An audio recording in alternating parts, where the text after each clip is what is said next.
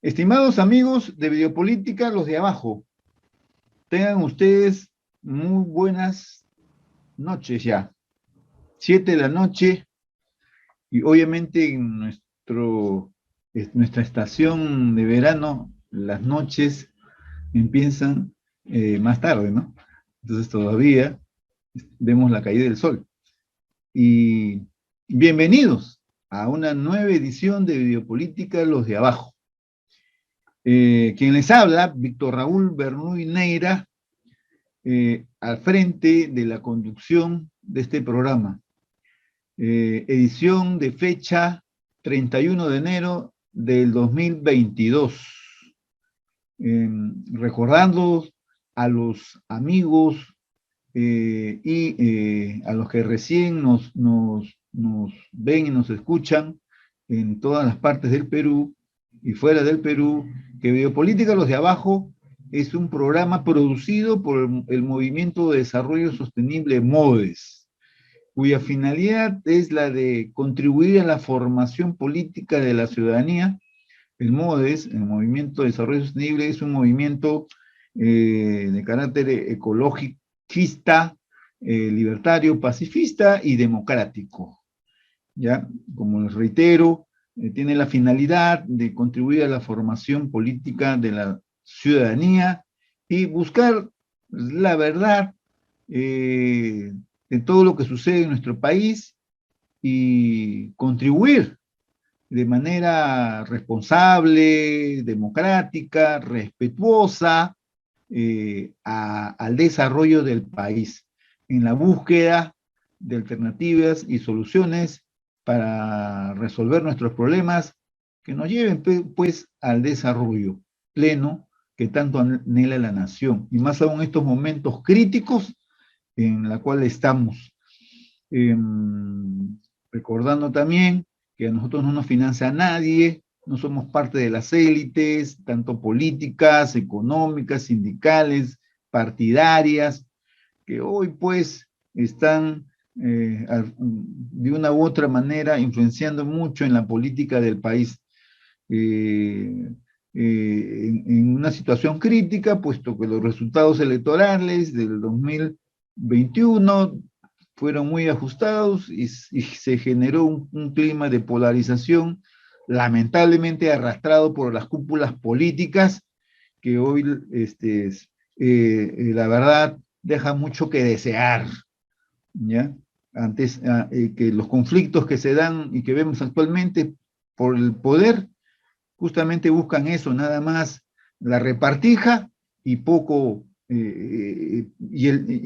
poco sustancia de sus propuestas que tanto le interesa a la gente, al Perú.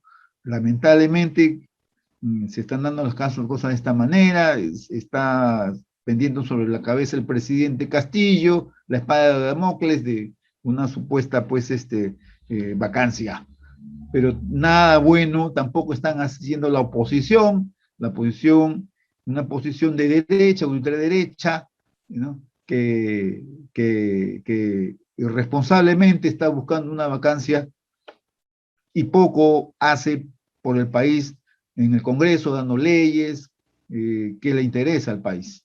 Pues bien, habiendo dicho esto, también estamos en un momento también preelectoral. Seguimos en esta oportunidad, en este año, en una situación electoral nueva, ¿no? ¿Cuáles son? De que, ¿cuáles son? ¿Cuál es? Mejor dicho, que estamos a puertas de las elecciones municipales regionales en todo el Perú. Elecciones regionales y municipales que se van a llevar más o menos en octubre en nuestro país. Desde ya nosotros iniciamos prácticamente este proceso, ya todos los partidos seguramente ya están poniendo sus pies en los partidores, ¿no? Y se están preparando para este evento que se viene antes de terminar el año. Por eso nuestro interés de tratar el tema regional y municipal. El tema que vamos a abordar hoy, a propósito, es Perspectivas regional y municipal, elecciones 2022. Para esto, estamos invitando a un especialista en el tema, acá nuestro invitado, Santos Alejos y Panaqué, el licenciado en administración, especialista en estudios de temas de geopolítica y es presidente del Centro de Investigación para el Desarrollo Comunal, SIDECO. Él no es un estudioso cualquiera, ¿por qué? Porque no es de Lima, esa es la diferencia. Vamos a tratar el tema de la descentralización en relación a los gobiernos regionales y municipales, pero desde este punto de vista de un provinciano, de un ciudadano que vive en provincia, un estudioso que vive en provincia, que lo hace diferente a los teóricos, a los estudiosos limeños que ven el tema de la descentralización, de la regionalización y los gobiernos locales desde Lima, desde su buffet, qué sé yo, desde... en cambio, acá Santos Alejos, lo conocemos hace mucho tiempo, es un hombre que es estudioso, pero también que está en el llano, viendo los problemas de nuestras comunidades y la cual le damos la bienvenida. Estimado Santos, bienvenido a este programa modesto. Es un gusto tenerte aquí y a ver para que des tu saludo a todos nuestros seguidores el día de hoy. Bienvenido, nuevamente. Enciende tu micro, Santos. Muchas gracias, Víctor Raúl. En primer lugar, mi grato agradecimiento por la invitación que has hecho a esta persona para conversar sobre los temas de la perspectiva regional y municipal desde una visión provinciana, efectivamente.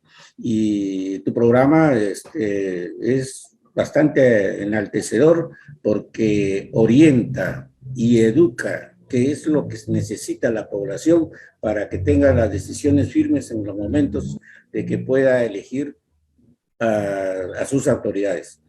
Tiene que ver mucho que ver con lo que dirías Paul Samuelson, que es premio Nobel de Economía en 1987, cuando decía que lo auténtico que genera riqueza y bienestar en los pueblos y en los hombres no es necesariamente la economía. Fíjese lo que dice un premio Nobel de Economía, sino que fundamentalmente el que genera el bienestar y la riqueza en los pueblos y en los hombres es la educación y la cultura. Y necesitamos culturizar a nuestro país. Y esta oportunidad y este medio que me permite dar mi modesta opinión es parte de esa necesidad que tenemos todos los peruanos para culturizar a nuestro país, para que realmente los peruanos podamos tener alguna vez la oportunidad de elegir a nuestros representantes inteligentemente, con la honestidad, con el conocimiento de cada uno de ellos, sus capacidades. Okay. Gracias por ello. Muy bien, Santos. Primeramente quiero que nos des así una pincelada, porque es necesario el conocimiento de la geopolítica para atender estos problemas de nuestros pueblos. Muy atinado lo que dices tú, porque se supone, esta chamba, digamos así, hablando en criollo, debieran hacerlo los partidos políticos, ¿no? Con todos los ciudadanos.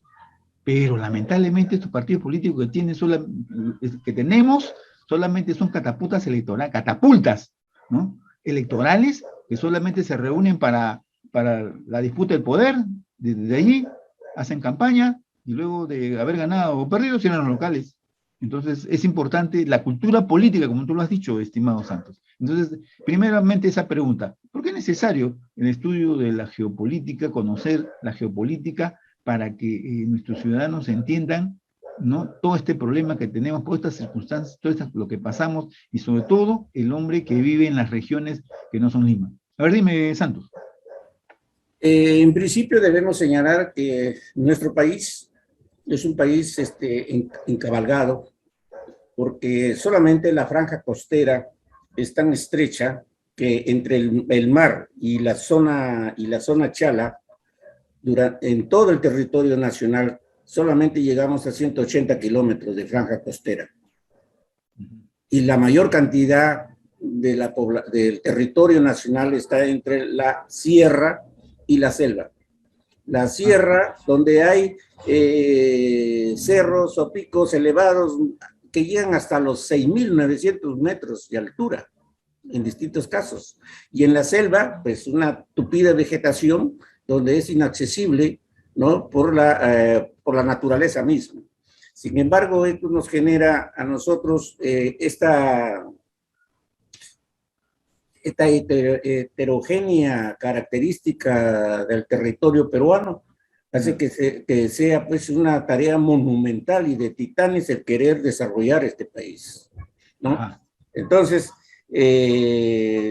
no hay una visión conjunta de país, que se mire el país desde la sierra, desde la selva y de los centros poblados y urbanos y rurales de las provincias hacia Lima. ¿Por qué? Los medios de comunicación que, como todos sabemos, trasladan toda la información de aquellos señoritos que son los que siempre han dominado el país y que nos dan una visión de país desde Lima. Es decir, creen que todo Lima es todo el país, cuando es al revés. Solamente Lima, con sus 8 o 9 millones de habitantes, ya es un país propio, pero no tomamos en consideración al resto de la población, al resto del territorio nacional, que constituye la gran mayoría del país. Y entonces queremos trabajar esto sobre la base de la democracia. Nos hablan de democracia, nos hablan de libertad, cuando precisamente en las provincias no hay la posibilidad de ejercer ni la democracia ni la libertad. Entonces, hay una rebeldía natural de las provincias hacia la capital. Y por consiguiente, los responsables son aquellos que no tienen una visión conjunta de país entero. Se refieren que el país solamente se soluciona con los conversatorios limeñistas, con limeños y con limeñistas. Entonces, la democracia en nuestro país es a medias. No hay la efectiva participación de la ciudadanía en la toma de decisiones. Solamente hablamos de democracia cuando hay procesos electorales. De ahí nos olvidamos. Es difícil hablar de ella cuando existe un pueblo ignorante en cultura política, por otro lado. Los políticos, cuando llegan al poder, creen que es una frívola oportunidad de enriquecerse. Que la autoridad elegida en esos eventos democráticos, entre comillas, se creen propietarios del Estado y hacen uso y abuso del poder. El Estado actualmente está atomizado, está desordenado, difícil de administrar y por lo tanto difícil de gobernar también.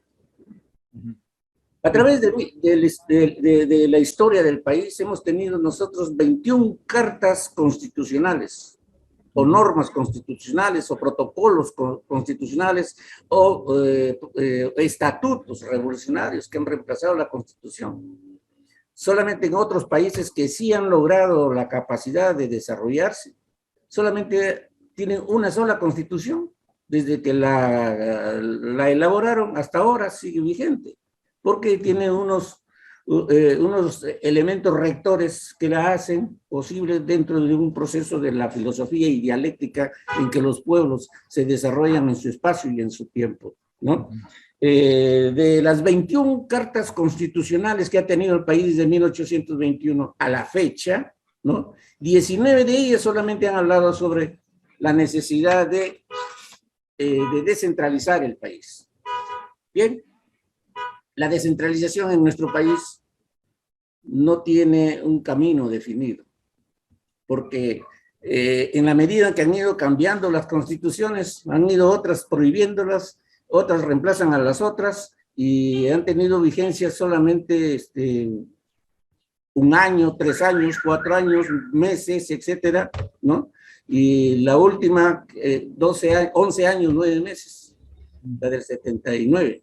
Y ahora tenemos una de que ya va a cumplir los 30 años, pero imagínense en qué situación estamos, ¿no? Entonces, no se toma, en todas estas circunstancias, no se toma las esperanzas y aspiraciones de los pueblos al interior del país, ¿no? En el año 2002, recuerdo, el presidente Toledo irresponsablemente convocó a elecciones regionales sin tener como base siquiera un plan de desarrollo o un plan de bases que considere mecanismos tanto jurídicos como administrativos y presupuestales para llevar a cabo un proceso de regionalización. Y ya estaba convocando elecciones, ¿no? La Constitución nos señala 25 regiones, que no son regiones propiamente dicho, todos sabemos, son los departamentos, donde allí existe un gobierno regional, una incoherencia totalmente desfasada. Deberíamos tener nosotros solamente 8 regiones que sean realmente sólidas, realmente administrativas, unidas por vínculos históricos y económicos. Y deberíamos rescatar el trabajo que hizo el señor Idiáquez hace 115 años, ¿no? Que hizo el estudio de que existía un sistema de eficiencia colectiva desde antaño, donde el imperio de los incas era muy bien administrado en los 4 suyos, ¿no? Y se manejaba muy bien. Luego, en la época de la colonia, solamente teníamos 8 intendencias. ¿Por qué la Constitución actual nos está creando 25 regiones? Donde solamente allí tiene la preeminencia de que no es posible desarrollar los departamentos, porque los departamentos tienen que ver en su territorialidad con otros departamentos. Y allí viene una teoría de la transversalidad, de que nos llamaba primeramente Haya de la Torre, y en segundo lugar el técnico que llevó a cabo la realización de esa idea fue Pulgar Vidal, ¿no? Porque cuando se habló del proceso de descentralización en la época de Mariátegui y Haya de la Torre, Mariátegui sostenía que la descentralización debería hacerse solamente longitudinal, es decir, los pueblos de la costa unidos como pueblos de la costa, porque ellos no tenían nada que ver con los pueblos de la sierra, ¿no? Y él pregonaba de que la longitudinalidad de la unión de esos pueblos iba a crear realmente conciencia de los pueblos. Haya de la Torre replica diciendo de que es la transversalidad teniendo en cuenta la dinámica del proceso económico de los pueblos. Porque todos los pisos ecológicos. Unión de los pisos ecológicos, porque los pueblos de la costa necesitan tanto de los pueblos de la sierra, como los pueblos de la sierra necesitan tanto de los pueblos de la costa. Y ambos necesitan de la selva, como la selva necesita de los pueblos de la costa y de la sierra. Y eso lo vemos, y nos dio la razón la historia, porque hay 3 troncales, ¿no? De carreteras que unen la costa, la sierra y la selva. Entonces, eso es lo que nos permite retomar el trabajo de un estudioso, señor Idiáquez, de hace 15 años, y que Manuel Dagmar lo llegó a detectar, y que es el único, solamente hay un libro nada más, porque se agotó y solamente se rescató un libro y está en la Biblioteca Nacional, ¿no? ¿Qué dice el señor Idiáquez? El señor Idiáquez dice que debemos rescatar la eficiencia colectiva que se vio en aquella época, cómo es que se administró, y las intendencias fueron copia de los 4 suyos. O sea, la intendencia del que hubo en el virreinato. En la época del virreinato, claro, ¿no? Lo cogieron. Copió la experiencia del incanato. Claro, permíteme acá una cosita que Santos, acá este señor Tamayo, yo estoy leyendo acá un libro sobre centralismo y descentralización de José Tamayo Herrera. Este señor mencionaba con toda certeza, y coincide contigo en el sentido de que para gobernar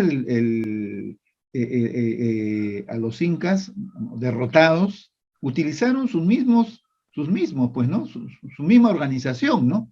Tanto vial, administrativa, ¿no? Etcétera. Entonces, eso fue cierto, ¿no? Y obviamente que si no hubiera sido por eso, les hubiera sido difícil gobernar, ¿no?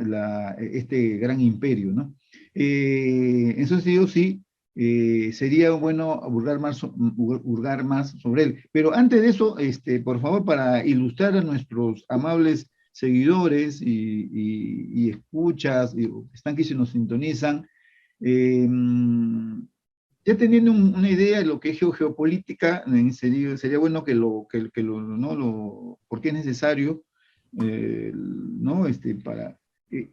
Para que nuestros seguidores no entiendan esos conceptos, y después nos hagas también unas definiciones de lo que es descentralización, lo que es regionalización, o regiones y gobiernos locales. Si puede hacer eso, estimado Santos. En primer lugar, Víctor Raúl, ¿cuánto tiempo tenemos para la conversación? No, tenemos hasta donde podamos, un poco más de una hora. Sí, un poco más de una hora. Perfecto, perfecto. Porque quiero aprovechar tu benevolente oportunidad y tu audiencia. Quería señalar, para llegar a eso, ¿por qué tenemos que tener 25 regiones donde se les haga? Porque se rompe el tejido social de nuestro país. Porque tenemos más espacios geográficos, le dan más funciones, más facultades, más autoridades con poder de decisión, más presupuesto. Y sin embargo el resultado es nada. No se desarrolla nada. ¿Qué significa? Hay una gran necesidad. Aquí voy a tu pregunta. ¿Qué sabemos todos los peruanos sobre el concepto de desarrollo para nuestro país? En nuestro país no tenemos un concepto de desarrollo, lo que sí lo tienen otros países vecinos. Te doy el caso típico, un ejemplo. El presidente del Ecuador, Velasco Ibarra, no sabía tampoco nada, qué cosa sabía de geopolítica. Pero sin embargo él dijo, tenemos que proyectarnos en el futuro de navegar en el Amazonas. Y se estableció una estrategia de hacernos guerras por distintos lugares, rompiendo los protocolos y rompiendo los límites, hasta que nos hicieron la guerra última de Tiwinsa, que ahora se sabe que no es una donación, sino es una venta por lo bajo que se hizo de Tiwinsa, ¿no?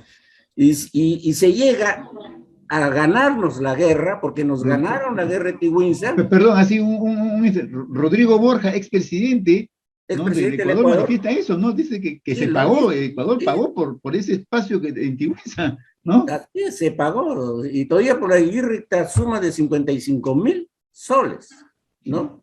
Entonces, que así han manejado el país, pues, ¿no? Fujimori, claro. Entonces, te digo, entonces, ¿qué ha pasado? Nos han estado presionándonos con guerras, con conflictos, etcétera, hasta que nos llegaron a ganar la guerra final, y ahora hay barcos, no grandes, pero hay barcos que transitan por el río Amazonas con bandera ecuatoriana. ¿No es cierto? Eso es lo que se llama geopolítica. Así. Eso es lo que, escúchame, nuevamente otra interrupción, Santos. Eso no se enseña en la No le Universidad enseñan en la Católica, en la de universidad, Lima, nada, ¿no? O sea, ni, ellos ni, dicen, no, eso es anticuado, pensar ¿no? en la geopolítica, en los intereses de otros países que tienen hacia nosotros. No, acá lo que interesa es mayor eficiencia, que entren al mercado lo que sea, ¿no? Inversiones y punto. Mira, ya lo tenemos Repsol, ¿no? O sea, eso es lo que lamentablemente el Fujimorato impuso en la formación de los ciudadanos, ¿no? Y que no pensáramos de que el Perú marchaba en relación a cómo es el comportamiento de sus países vecinos, ¿no? Y por qué la necesidad de esos países, ¿no? De ampliar sus espacios territoriales a costa nuestra. Incluso, ahorita el tema ese que ha puesto en debate el presidente Castillo, ¿no? De la mediterraneidad de Bolivia, y Bolivia. que debe darle, ¿no? acceso, es algo que espero en buena hora estas universidades, ¿no? hagan ver, ¿no? cuán cuánto importante es de que tengamos en cuenta las aspiraciones de los otros países que tienen en relación a nosotros, ¿no? Continúa, Decía que ese es un ejemplo para no darnos unas mayores visiones. La descentralización en nuestro país y la regionalización ¿Qué es? Para que sepan nuestros amigos. Son dos, son la pierna derecha y la pierna izquierda del desarrollo. Ajá. ¿Por qué? Porque la descentralización, la voy a definir para que se entienda bien el por qué tenemos que hablar de esto, ¿no? La descentralización, mira, hay conceptos que deberíamos saber. Descentralización, regionalización, desconcentración, participación, etcétera, concertación, es decir, hay palabras importantes que debemos publicitarlas y desarrollar. Mira, la descentralización es la transferencia de facultades del Estado, del nivel mayor a nivel menor. Transferencia de facultades. Por ejemplo, la facultad ejecutiva del Poder Ejecutivo y la facultad legislativa del Poder Legislativo. Del Congreso. ¿No? Entonces, eso se llama descentralizar el Estado. Y la regionalización del país, porque vas a distribuir, vas a crear un sistema de ciudades o de entidades menores que son las provincias, donde allí vas a crear un gobierno regional, ¿no? Con la finalidad de llevar a cabo el desarrollo de esa jurisdicción, obviamente con autonomía económica administrativa. De cómo se van a crear estas regiones. Hay elementos como por decir contigüidad entre pueblos, que uno estén historias históricas y también posibilidades económicas y también la idiosincrasia de los pueblos, ¿no? Aunque tengan otras, tenemos aquí por ejemplo provincias de Huancavelica que están en territorio chinchano y provincias de Chincha en territorio huancabelicano, porque los separa y los divorcia simplemente un cerro. Entonces, la geografía, por eso es que son espacios geoeconómicos, ¿no? Y entonces, esas personas se conocen más por el apus, por la cordillera, por las aguas, por la vegetación, ¿no? Y se encuentran en sí, aunque pertenecen a otras provincias, pero tienen un espacio donde ellos viven, ¿no? Entonces, hay que desarrollar proyectos en esas cuencas, en esas latitudes, para que realmente haya el desarrollo. Por eso es que la cuestión esta de las 25 regiones que hacen que solamente es departamentalización, esa es otra cosa. Los departamentos son sedes políticas, territoriales políticas, porque representan al presidente de la República, mientras que la región es un espacio geoeconómico histórico, ¿no? Donde uno tiene la región tiene la misión de desarrollar un proyecto ¿no? Económico, social, político y cultural, el departamento es la representación jurisdiccional de la voluntad o de la presencia o la imagen del presidente de la República, ¿no? Entonces, eso es lo que es descentralización, por un lado, y la regionalización, que es la creación de espacios menores. Luego viene la desconcentración. La desconcentración es trasladar también, pero no facultades, sino funciones. Por ejemplo, el Instituto Nacional del Deporte no tiene facultades, pero sí tiene funciones. Entonces, el Instituto Nacional del Deporte puede poner una filial en cada uno de las regiones o de los departamentos, ¿no? El Instituto de Planificación no tiene facultades, tiene funciones. Entonces, ese organismo se puede llegar a tener sedes en las regiones. Esa es la diferencia entre descentralización, regionalización, desconcentración. Y la concertación se produce en la planificación del desarrollo, donde tienes que darle la sostenibilidad, teniendo la participación tanto del sector privado y del sector público, para concertar intereses que hagan viable el desarrollo de un país. Pero cuando hablamos de desarrollo por aquí, desarrollo por allá, tenemos que saber también qué cosa es desarrollo. ¿Qué definición tenemos de desarrollo? Los peruanos no tenemos un concepto de desarrollo, no tenemos una estrategia de desarrollo, no tenemos una conciencia de desarrollo que hace imposible que nos encontremos en los espacios de legitimación de nuestras causas justas de las provincias. El concepto de desarrollo para un país como el nuestro es un proceso de cambios estructurales, en primer lugar, que no es la misma definición que la das tú en Francia, en España o en otros lugares, porque ya es, el desarrollo para ellos es la suma de metas de crecimiento económico. Acá no, porque es una realidad distinta. Tenemos que romper viejas estructuras donde no nos permiten que se realice un crecimiento económico con redistribución social a la vez. No es que primero es el crecimiento y después que ya se crece económicamente, ¿te cree que los empresarios van a decir ya estoy lleno de plata, ya no quiero más, les voy a dar a los pobres? Nunca. Porque ellos cuando más dinero tienen mucho mejor posición, no solamente en sus negocios, sino en el estatus, ¿no?, del sistema capitalista que ellos quieren hacer hasta trush, quieren hacer los monopolios y eso les da a ellos mayor crecimiento. No les interesa a ellos la redistribución social. Por eso que una verdadera revolución en un país como el nuestro,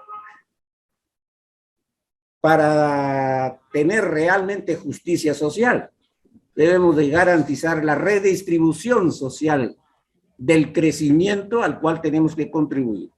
Porque tanto el capital como la mano de obra del trabajador son dos agentes generadores de la riqueza. Ajá. Y por lo tanto, deberíamos ser también equivalentes en la redistribución, ¿no? Que eso no lo vemos. Eso no lo quiere escuchar, no lo quiere saber los filósofos o los discípulos de Adam Smith, ¿no? Que ellos no dicen que las empresas son para tener rentabilidad y que el Estado es el obligado de dar empleo. Pero ¿de dónde va a dar empleo si es que las empresas no pagan? Y nosotros vemos acá que las empresas no pagan. Y si pagan, los impuestos. Aplican los impuestos, se han dado una ley de retribución, de reinversión, es decir, me devuelven mi impuesto para seguir invirtiendo. ¿Te das cuenta?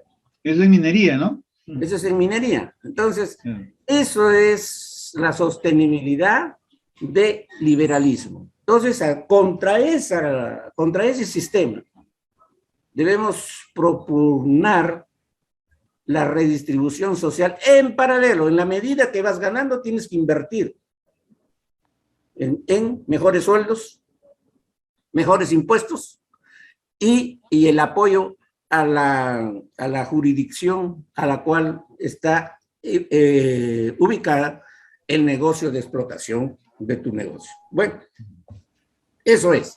Entonces, no hay un liderazgo en este país para poder conducir el desarrollo de nuestro país. Tenemos un CEPLAN que está paralizado, que como le han puesto, CEPLAN está plantado, ¿no? Se ha plantado, como quien dice, ¿no? Entonces, los peruanos debemos asumir el concepto de desarrollo. ¿Qué es el desarrollo para un país como el nuestro? Debemos entenderlo como un proceso de consecución de logros, tanto cualitativos como cuantitativos, que conlleve a elevar el nivel de vida de la población.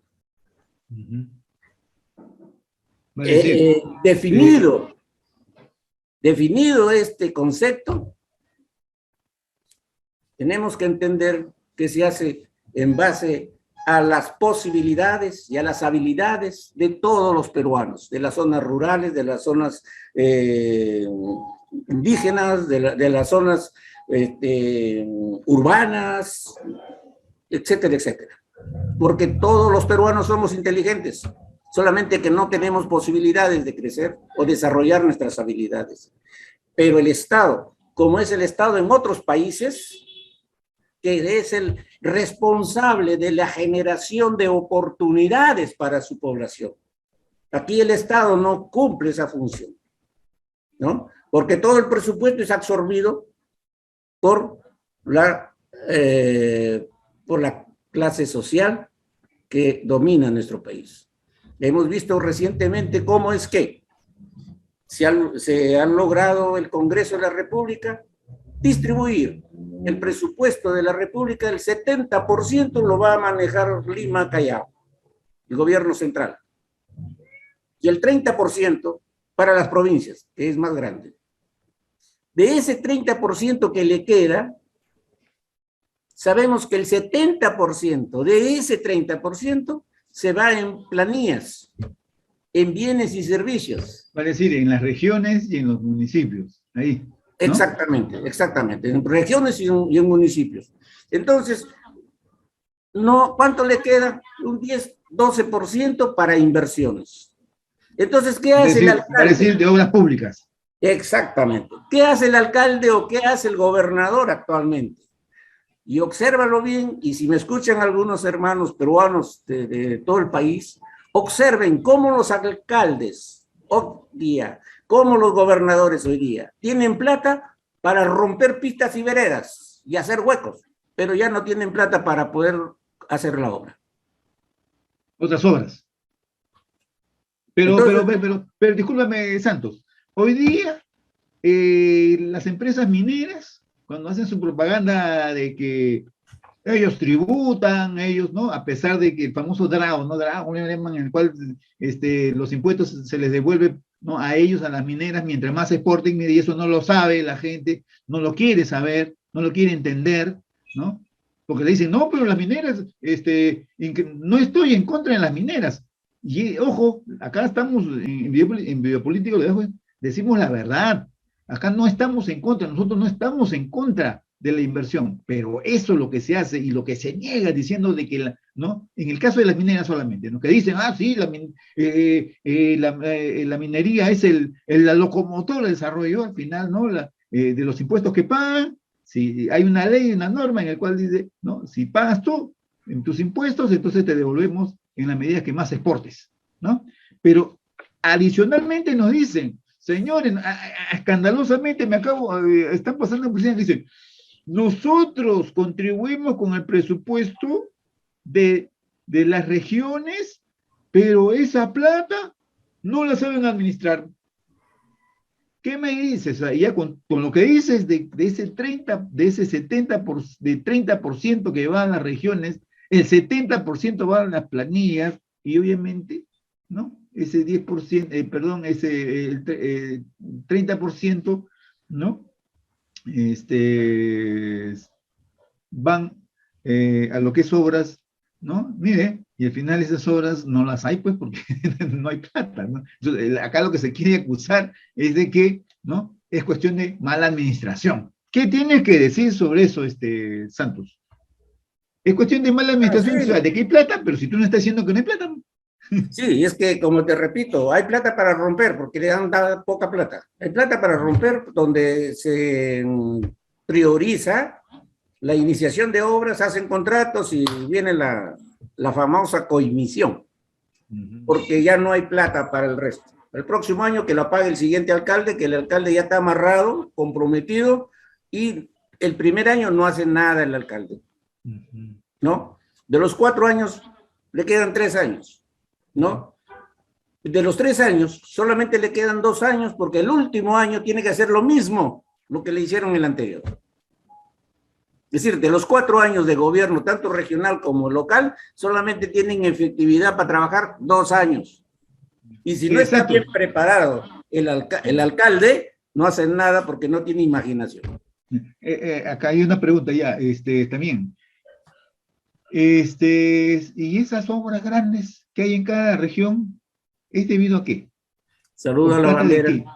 No, pero por ejemplo, últimamente el presidente Castillo ha ido a imponer en Ancash, no sé en qué parte, no me acuerdo en qué parte de Ancash han puesto la primera piedra de un gran hospital. No me acuerdo exactamente cuál era la provincia de allá de Ancash. Entonces, es una obra grande, no es una pista de una vereda. Y así yo le atribuyo esto, estimado amigo, es porque se ha desconcentrado, o sea, cuando se ha delegado facultades, ¿no? Se ha delegado funciones, hasta ahora no se delega la función del Ministerio de Economía. Dime tú, ¿eso es verdad o no es verdad? O sea, si no me equivoco, las regiones se les ha delegado las funciones de salud, ¿no es cierto? Educación. Y a ver, dime nomás, di algo más al respecto. ¿Cuántas funciones se vienen delegando, se vienen descentralizando en el país, en las regiones? Más o menos tú, dinos al respecto. Todas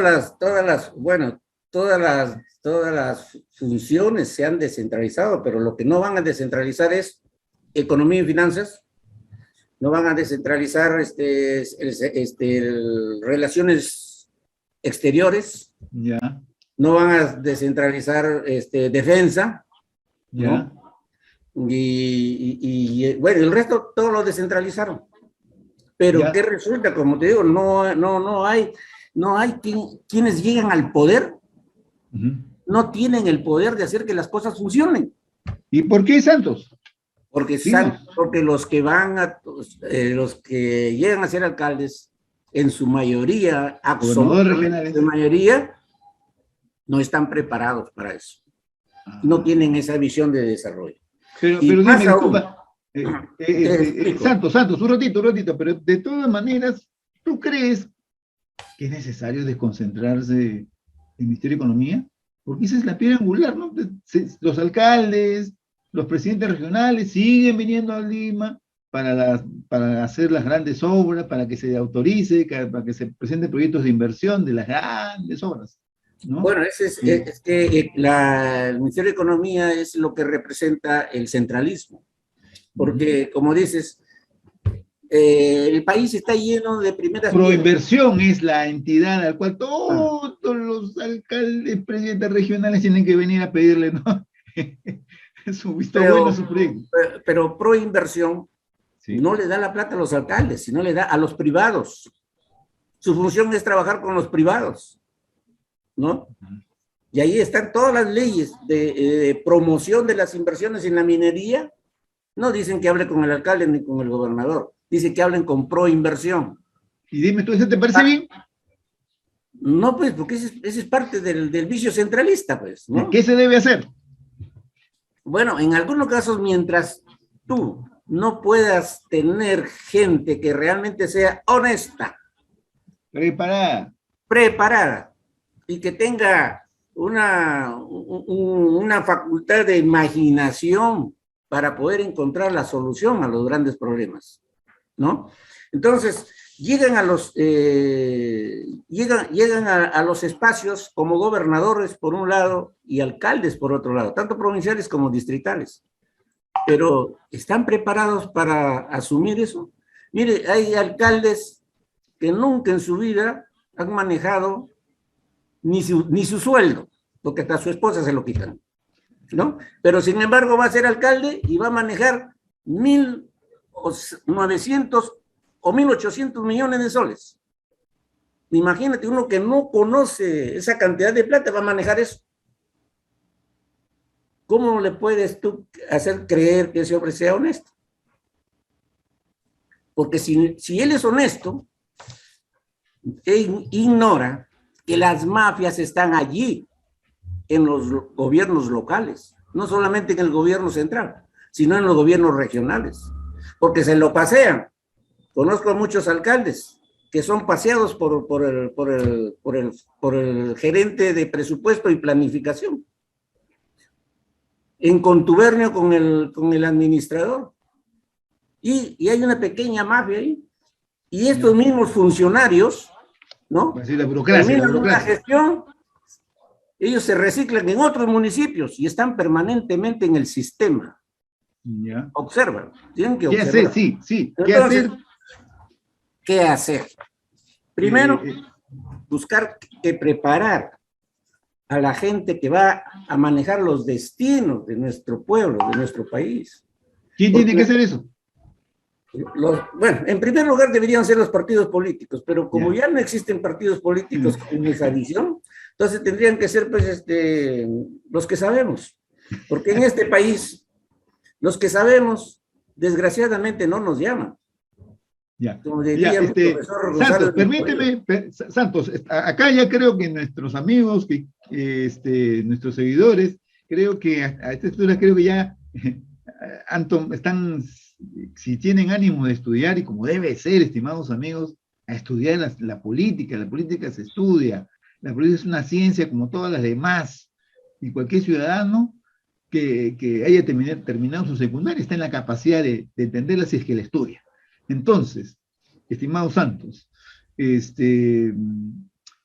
hasta estos momentos, tú has estado, para aquel que lo quiera nuevamente ver esta entrevista, estimados amigos, y quiera entender los conceptos que se han dado aquí, bueno, pues terminada esta entrevista puede volver, ¿no?, a verla, ¿no?, ya indiferido, cómodamente en su casa, tranquilo, ¿no?, porque al ser diferido, en cualquier momento tú lo puedes ver.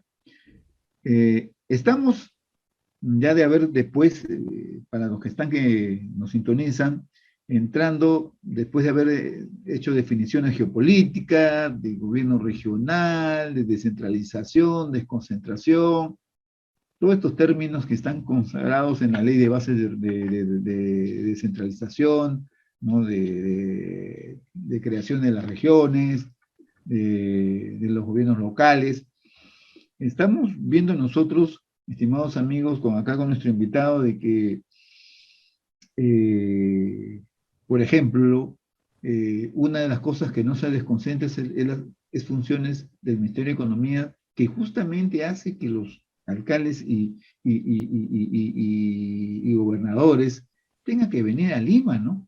Y sobre todo en órganos como Proinversión, que solamente ellos se encargan de hacer que las inversiones se den en todo el Perú, o sea, un ente ejecutor que está en Lima tenga que ir a todos, autorice, promueva la inversión en todas las regiones, y obviamente el alcalde, el presidente regional, ¿no?, nada tiene que ver ahí, entonces tiene que venir acá a Proinversión a que ¿no?, les diga estas obras, ¿no?, coordínenla con el alcalde, coordínenla con el gobernador. ¿Por qué? porque lamentablemente el Estado peruano y nuestros anteriores gobernantes no se han preocupado, ¿no?, en que nuestros alcaldes y gobernadores puedan presentar propuestas y proyectos porque no están capacitados. Ese es el argumento que se viene dando de ahí. ¿Pero quién es el responsable? El Estado peruano sí, pero a la vez, ¿quiénes son los que de una u otra manera hacen de que gobiernen el Estado? Los partidos políticos. Por lo tanto, con nuestro amigo, estimado licenciado en Administración, Santos Alejo Simpanaque, estamos descubriendo o estamos reiterando algo que es sabido, ¿no? De que el problema hoy día son los partidos políticos, definitivamente. Si los partidos políticos no producen cuadros técnicos y políticos para gobernar, por eso nos falta la burocracia, la tecnocracia que se apodera del Estado, que los burócratas que dicen, no, pues, es que los alcaldes, ¿no? Como no están preparados, tienden a corromperse, y ese poco presupuesto para obras, al final ni lo manejan, ni lo administran, porque, ¿no?, comienzan a hacer monumentos, ¿no?, pistas, veredas, y nada más. Y por lo tanto, por otras palabras nos dicen que el pueblo peruano no está preparado para gobernar. Pero ¿quiénes son los responsables? Quienes tienen que hacer que funcione el Estado, los gobiernos regionales, los que presentan candidatos, son los partidos, que cuando llegan al gobierno después dicen, no, los altos dirigentes nos dicen, no, que el pueblo no está preparado para gobernar, y en ciertas maneras se ve así, pues, porque al final vemos, pues, cómo están terminando muchos presidentes regionales, gobernadores y alcaldes, metidos en juicios y hasta presos. Entonces, estimado amigo, entonces estamos más o menos encontrándole el, el problema, ¿no? En el fondo, que existe para poder hacer una real descentralización, para que funcionen los gobiernos locales y las regiones. Continuamos, Sam. Algo más, Víctor Raúl. Sí. Aquí en los gobiernos regionales, como en los gobiernos locales, las autoridades o los candidatos o las personas que quieran postular a estos cargos deberían prepararse en dos temas para que hagan una eficiente gestión. O que no salgan comprometidos, porque a veces van de buena fe y salen con miles de juicios, que no son ellos propiamente, sino los que, como ya te señalo, ¿no? Todo gobernador o alcalde debe conocer dos cosas importantes para que no lo paseen. Yeah. Primero, que sepa de administración pública. Ajá. Y segundo, que conozca la gestión pública, porque una cosa es administración pública y otra cosa es la gestión pública. Define usted esos conceptos, mi estimado amigo, para nuestros amables... La administración pública es que tiene que conocer los sistemas administrativos de la municipalidad, cómo funcionan. Y la región. Y en la región también. Los sistemas administrativos, el alcalde debe saber, aunque él no va a participar en dar las órdenes directamente a los funcionarios y a los servidores, sino trabajar directamente con el gerente o el administrador, ¿no? Porque ellos son las autoridades que trabajan directamente con la autoridad. Entonces, el alcalde debe conversar con su gerente sobre cómo está funcionando la planificación y el sistema de presupuesto. Tiene que conocer el sistema de contabilidad, el sistema de tesorería, el sistema de abastecimiento y el sistema de personal. ¿Por qué te digo esto? En administración pública, ¿no? Conocer los sistemas administrativos. ¿Por qué? Hace poco trabajé para una empresa auditora privada que hizo un trabajo para una municipalidad. Encontramos lo siguiente, que una obra ya se había terminado de pagar y sin embargo esa obra no había sido dada el informe de conclusión de obra o el informe final. Había incluso observaciones. Yo me acerco donde el gerente de obras y le digo, ¿usted ha firmado esta conformidad? Me dice, no, esta firma no es mía. Le habían falsificado la firma al gerente de obras para que le paguen a la empresa. Le terminaron de pagar y faltaba el 2% de la obra. Le habían pagado y le habían devuelto la garantía. Wow. El alcalde decía, bueno, corrijan pues esos errores. Eso no es error. Ese es delito. Entonces ahí hubo un conflicto entre la empresa auditora y el alcalde. El alcalde quería que le corrijan ese error y la empresa auditora decía, ese no es error, ese es delito, denúncielo. ¿No? Yo no lo voy a denunciar, es usted. El jefe de presupuesto es usted. Usted debe denunciar. Por un lado. En otra municipalidad, todos sabemos que tienen vouchers en orden correlativo. Y sin embargo, por ejemplo, voucher, comprobante de pago, 1045, 3.400 soles, orden Banco de la Nación, para pagar los aportes correspondientes de los trabajadores.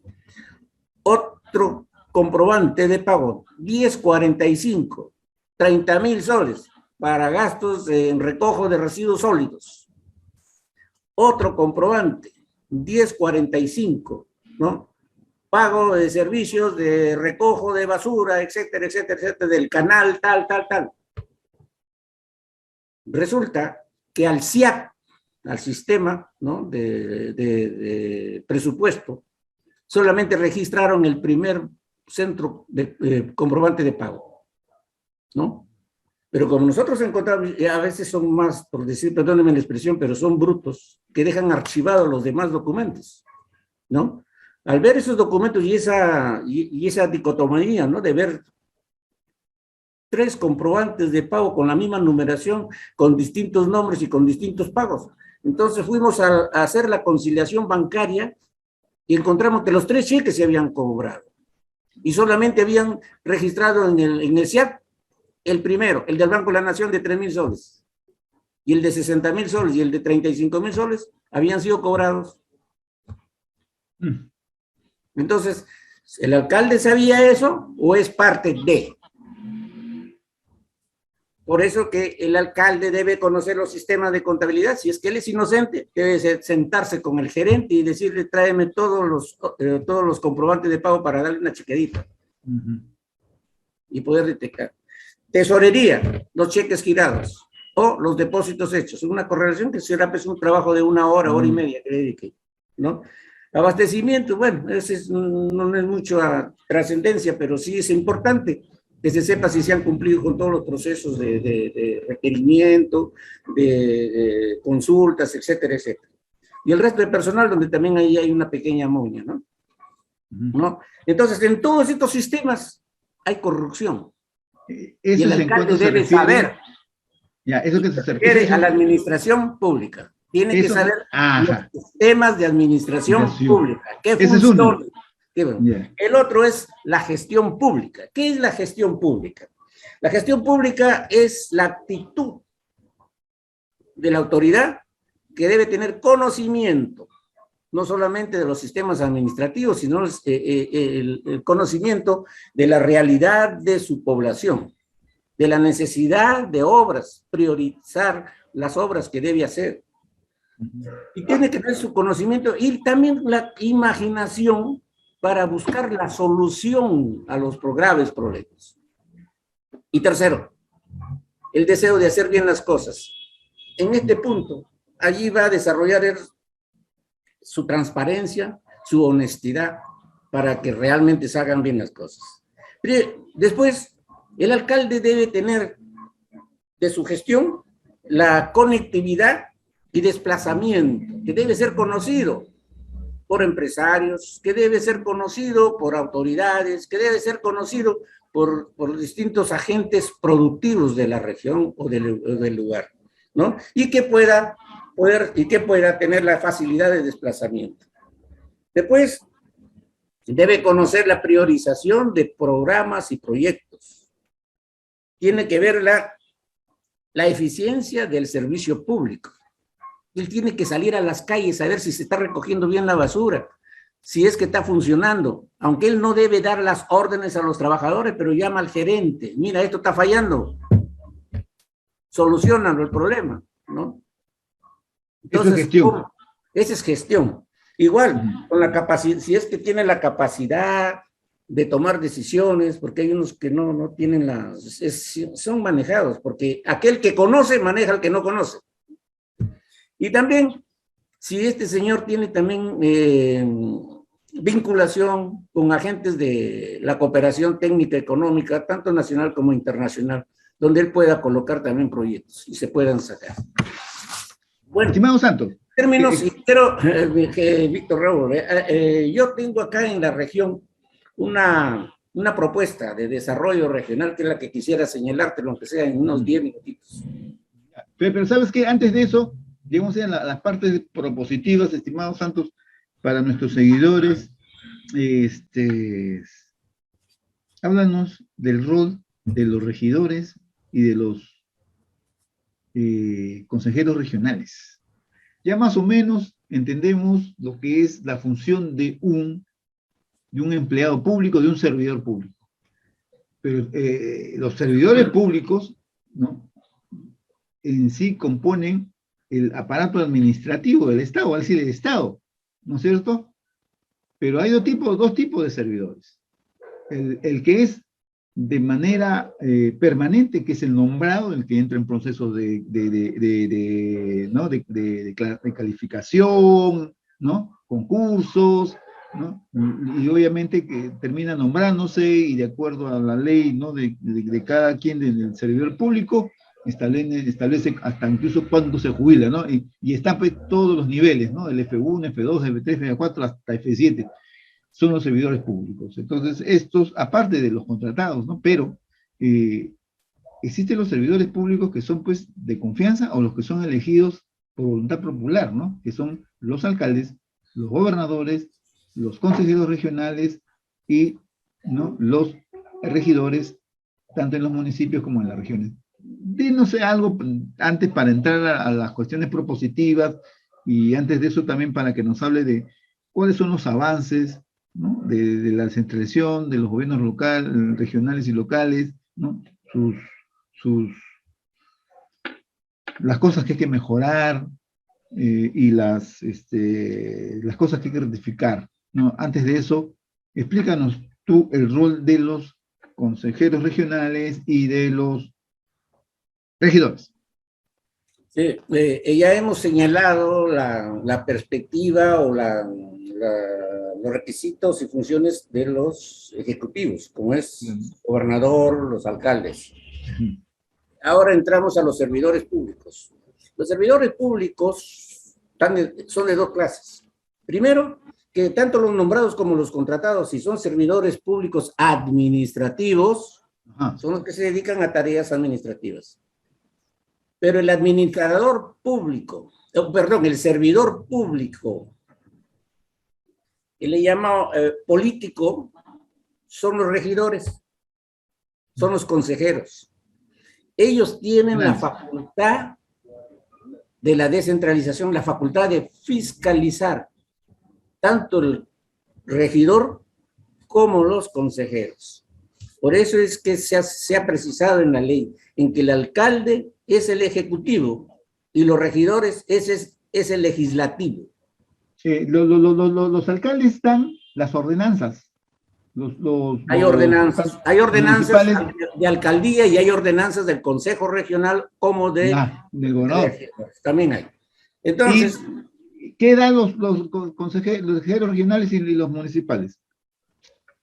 Ellos dan también resoluciones de regidores y el otro resoluciones de consejo regional, ¿no? Porque como te repito, son dos facultades del gobierno central que son trasladadas a los gobiernos regionales y locales, ¿no? A uno le dan las facultades ejecutivas, que es al alcalde, y al gobernador, y las facultades legislativas y de fiscalización son de los regidores y los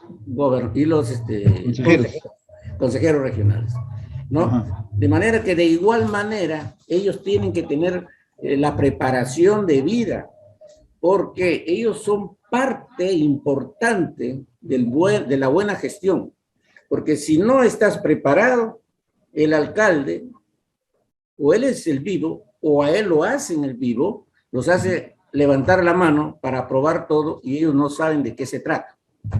Sí. ¿No? Y eso lo hemos visto, ¿no? Pero al final le echan la culpa al alcalde, pero resulta que quienes debieron fiscalizar son los regidores en los gobiernos locales y son los gobernadores en el gobierno regional. Los consejeros regionales. Los consejeros regionales. Ellos tienen que fiscalizar, pero no fiscalizar oponiéndose, sino pedir el expediente técnico, por ejemplo, de una obra, ¿no? Porque en las obras ahí tienen bastante trabajo, ¿no? Los consejeros. El expediente técnico, cronograma de la obra, ¿no? Las valorizaciones y la supervisión que debe haber en toda obra. Antes de que lleguen estos documentos a la tesorería, porque tiene que autorizarlo el administrador, y antes que lo autorice el administrador, tiene que ser autorizado el pago por el gerente de obras, porque él es el que controla, ¿no? Entonces, los fiscalizadores, que como te repito, son los regidores y son los consejeros regionales, deben tener bien claro el procedimiento desde que se inicia una obra hasta cuando se termina. Porque ellos realmente, lo que hemos visto y la experiencia que he tenido yo en participar, no porque soy autoridad, sino porque profesionalmente me han invitado a participar, a hacer auditorías, hemos encontrado esa situación.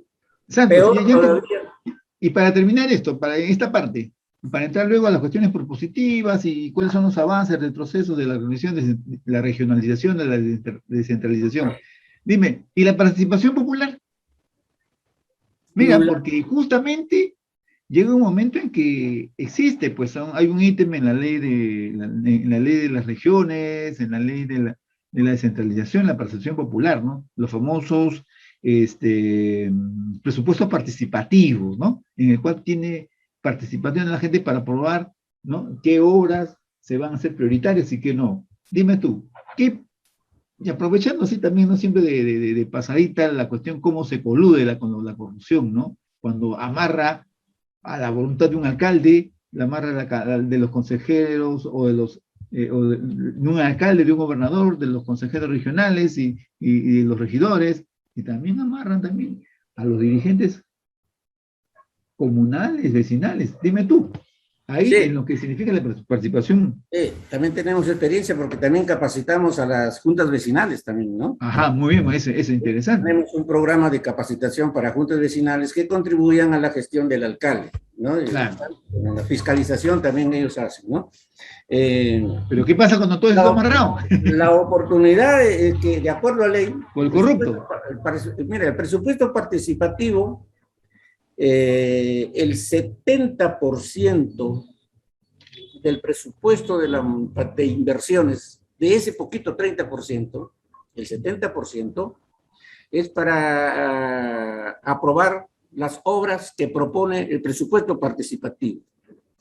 Y el 30% de ese puchito son obras que hace el municipio. De manera que es muy poco lo que puede hacer el municipio, ¿no? Entonces, ¿qué hace? El alcalde evita que se diluya las reuniones de presupuesto participativo para que no hayan proyectos de la comunidad, para él tener mayor margen presupuestal para invertir en las obras que él tiene, ¿no? Entonces, no necesariamente son de interés de la comunidad. Claro, pero para eso... de esos corruptos alcaldes, o esos corruptos claro, gobernadores. Pero es natural, pues, si el alcalde le dicen, hay plata, porque no han presentado proyectos, el alcalde tiene que decir, de esa plata, cojan para acá. Es su potestad. Por eso es que decimos que los alcaldes deben invertir en capacitar a las juntas vecinales para que ellos sean los que manejan las obras sociales, las obras, pequeñas obras de las comunidades, ¿no? Necesarias. Necesariamente. Nosotros necesarias, o sea, no obras que no son, son necesarias. Sí, incluso... O prioritarias. Te cuento una experiencia en Paracas. Fuimos contratados para dar capacitación a las juntas vecinales. Y entre toda la capacitación, nosotros pusimos el tema de pequeños proyectos productivos familiares. Les enseñamos cómo crear codornices y las potencialidades que tiene la codorniz para poderse vender y el margen de ganancia que se tiene, ¿no?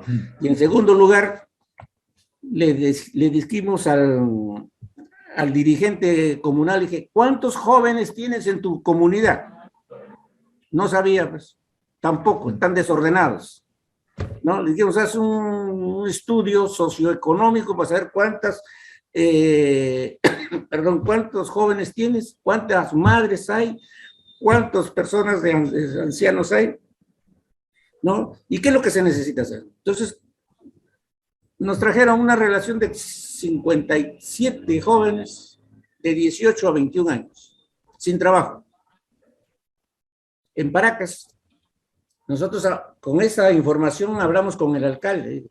Señor alcalde, aquí hay jóvenes que necesitan ser capacitados en instalaciones de grifería para gas, porque aquí hay una planta de licuefacción y se va a hacer el trabajo de instalación de griferías en todas las casas, tanto en Paracas, en Pisco, en Chincha, en Ica. Ese es para lo que era el gas natural. El gas natural, porque se necesita generar empleo. Usted solamente va a pagar la capacitación y le va a dar al joven un certificado de que lo ha capacitado. Allí hay un beneficio rotundo. Primero, el joven preparado, ¿no?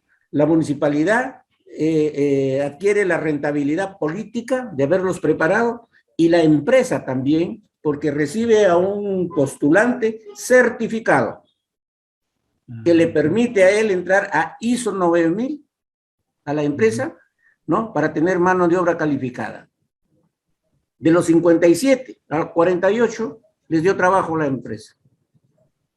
De esa forma generamos que haya empleo para la gente. Por eso hay que conocer un estudio socioeconómico de la comunidad. Así como hacemos de la comunidad, hay que hacerlo del distrito, porque el distrito debe tener una característica económica, la cual debe ser explotada, ¿no? Entonces, de esa forma se puede gobernar. De esa forma el alcalde puede hacer esas actividades y llevar la información por intermedio de los regidores por un lado y los gobernadores por otro lado. Sino que estos señores, como no saben nada de esto, se dedican a leer los documentos pasados que les dan de tres gestiones anteriores para seguir investigando las cosas que ya pasaron y que no han podido hacerlos efectivamente judiciales, ¿sabes? ¿No? Pero pierden el tiempo ahora. Entonces, eso es la necesidad de preparar a las autoridades, preparar a quien va a tomar las decisiones de tu futuro. ¿Quién lo puede hacer? Ya sabemos que no lo hacen los partidos políticos, porque los dueños de los partidos políticos, pues, son dueños de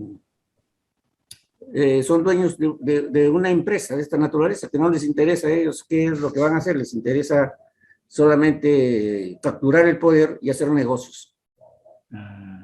Exacto.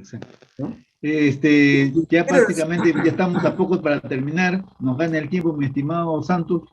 Déjame decirte lo que yo personalmente he hecho. Permíteme, vamos a tratar, dinos así a grosso modo los avances, los retrocesos, ¿no? De la descentralización, yo sé que es un poco difícil, de repente nos puede demandar mucho tiempo porque son pues, ¿no? Son años, casi estamos 50 años con esta experiencia desde 1980, no, 40 años, si no me equivoco, de las primera experiencia descentralizadora con la creación de regiones, ¿no?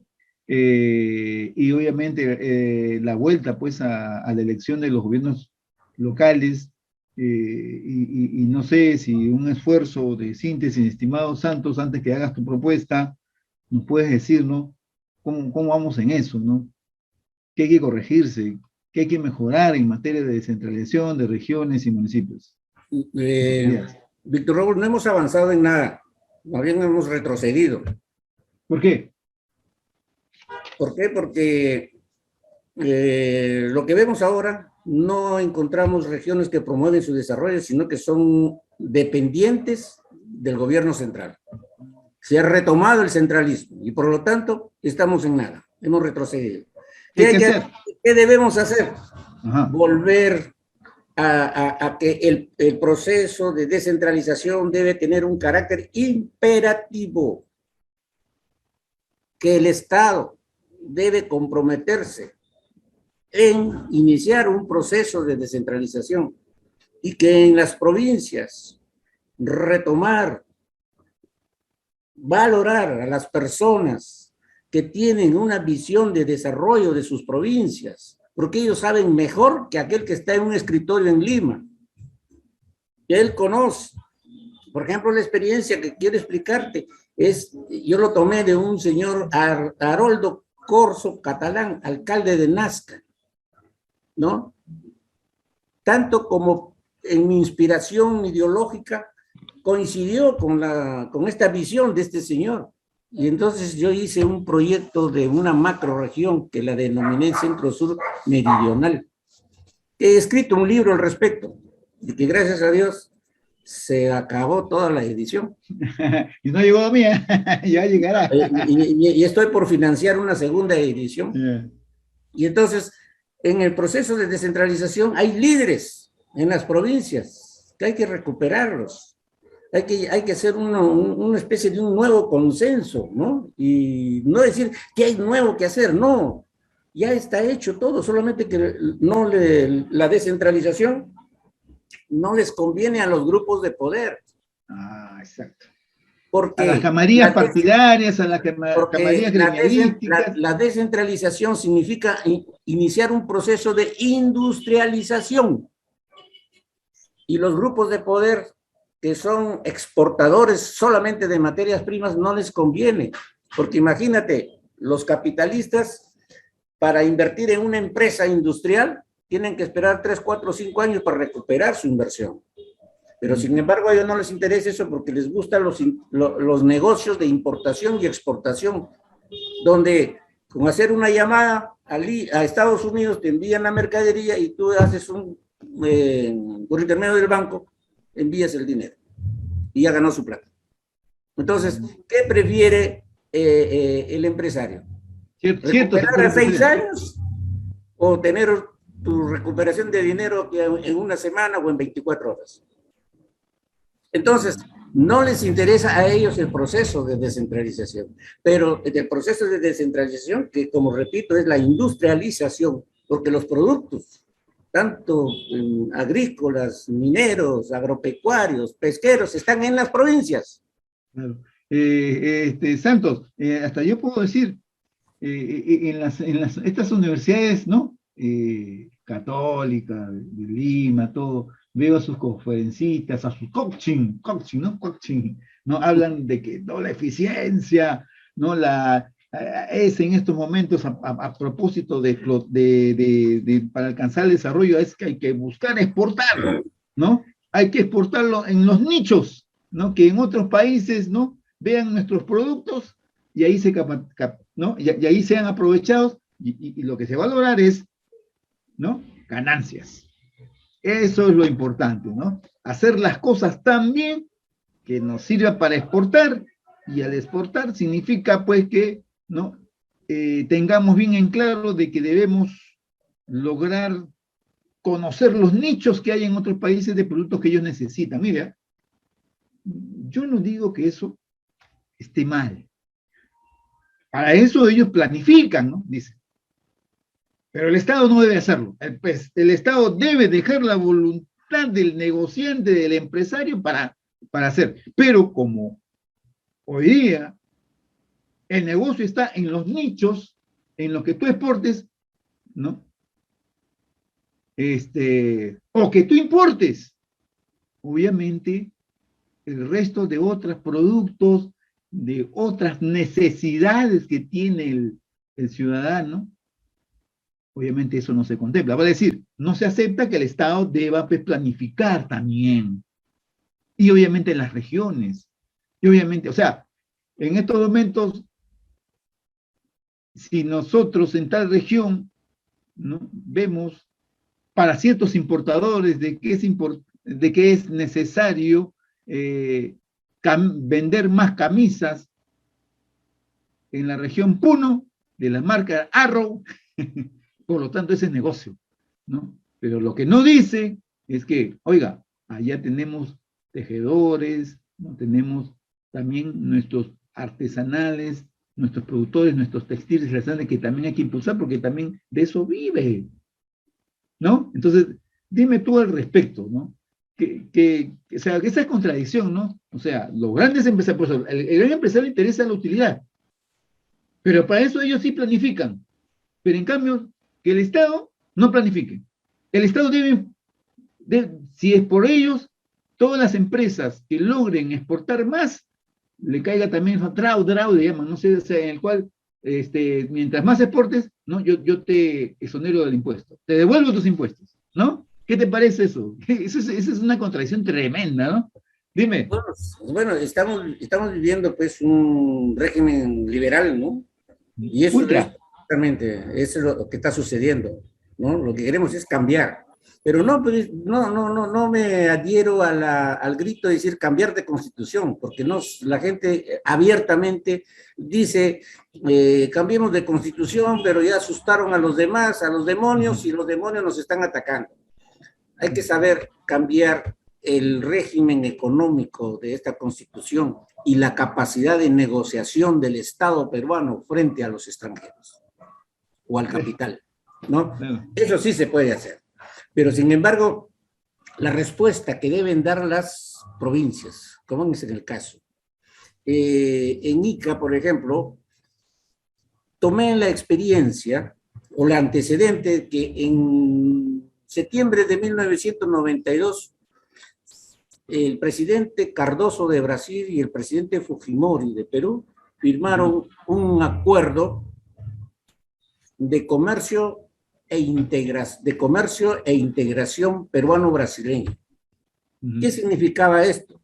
Que el Perú le permitía al Brasil cruzar nuestro territorio, ¿no?, llegar a Iñapari, y de Iñapari llegar a Madre de Dios, de Madre de Dios a Andahuaylas al Cusco, del Cusco a Puquio, a Ayacucho, ¿no? Y de Puquio a Nazca, y de Nazca salir por el muelle de San Nicolás de Marcona.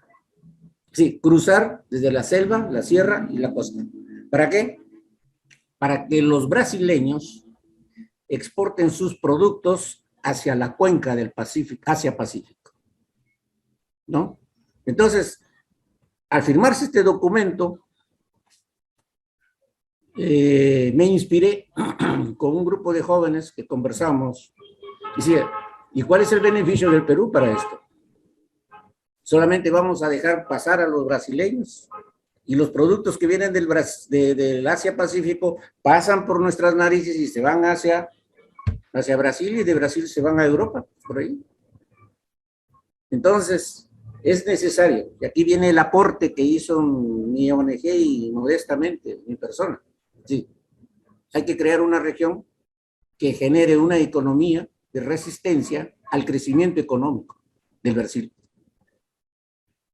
donde la ciudad de Ica, que es la cabeza de playa, porque está en el Océano Pacífico y que da justo meridionalmente, va frente a la cuenca de Asia-Pacífico. Y entonces hicimos un esquema de desarrollar la capacidad de gestión y administrativa y de convergencia que tenía Ica con respecto a los pueblos de Ayacucho, Huancavelica, Arequipa, Andahuaylas, Cusco y Madre de Dios.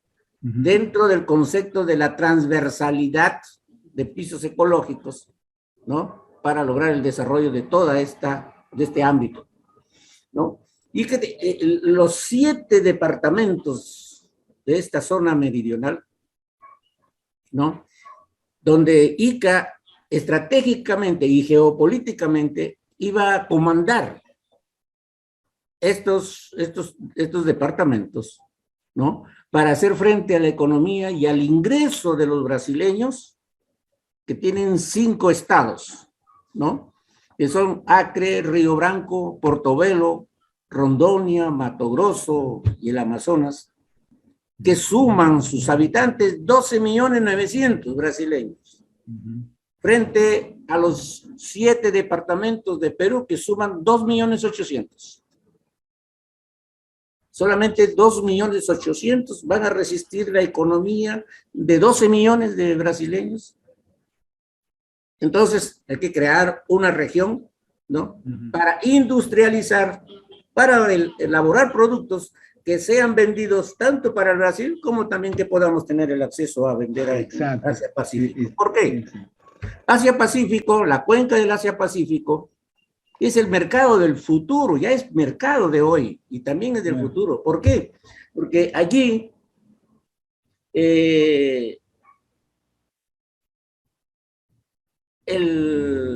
la cuenca Asia-Pacífico tiene el 52% de la población mundial. Claro. Y el 56% del comercio internacional. Y lo tenemos cerca. ¿Y por qué los peruanos, particularmente los iqueños, no pueden insertarse en esta oportunidad cuando el comercio internacional Perú-Brasil, el Perú le exporta a Brasil solamente 65.000 millones de dólares y sin embargo Brasil nos exporta a nosotros la cantidad de 400.000 millones de dólares. Es decir, estamos en desventaja. Entonces, ¿por qué no podemos aprovechar estas situaciones, no? Y entonces podríamos nosotros hablar mucho más amplio sobre este tema, donde la cuenca del Pacífico, pues ahí hay países, como te repito, como el Japón, China, Rusia, Corea, Taiwán, Filipinas, Austria, Malasia, Nueva Zelanda, etcétera, etcétera, etcétera. Y ese es el gran mercado. ¿Por qué no industrializamos nosotros nuestros productos y poderlos llevar allá, tan igual como los va a llevar también Brasil por nuestro lugar? Exacto. Hay un pequeño problema. El pequeño problema es que el muelle, donde pueden calar los barcos de más de 2.000 toneladas, solamente en América Latina, solamente lo tiene Marcona. Solamente lo tiene Marcona, en toda América, desde Colombia, Venezuela, Colombia, Ecuador, ¿no? Todo al Callao mismo, ¿no? Son muy pequeños, porque el calaje de esos barcos para cruzar el océano Atlántico se necesita que tengan 2.000 toneladas de peso. Entonces, ¿qué pasa con el muelle? Nadie se preocupa. ¿Cuánto debe tener de profundidad para esos barcos, los Panamá, los post-Panamá? ¿Cuánto debe tener un muelle de profundidad? Ahí se mide por el pesaje de las toneladas. Claro, el pesaje, ¿no? Pero también el pesaje, la profundidad. 2.000 toneladas, es obvio, y es un muelle donde no tiene arena, todo es cascajo de piedra, y eso entra como un cajón, ¿no? Claro. Enorme. Entonces, y entra un barco con una profundidad enorme. Entonces, ¿qué es lo que pasa?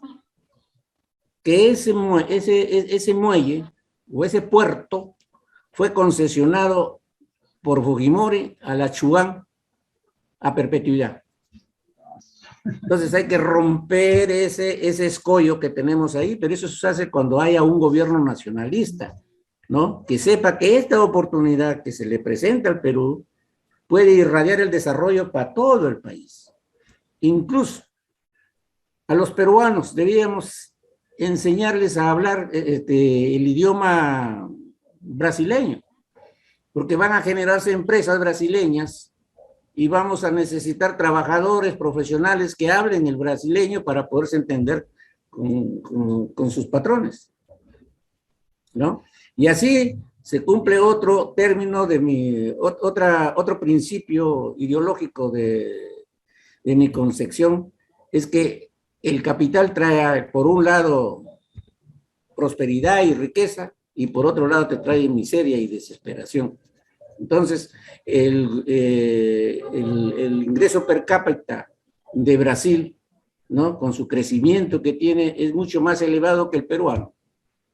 Entonces, cuando vengan los brasileños, van a venir con plata y nosotros no vamos a estar a la altura de estar a su altura económica del cambio monetario, ¿no? Entonces, eso es en grandes lineamientos, a grosso modo, de lo que es esta, y que tiene todo un libro desarrollado, ¿no? Ya, Santos, la verdad ya nos gana el tiempo. Al final nos quedamos con eso, lo que inicialmente tú dijiste.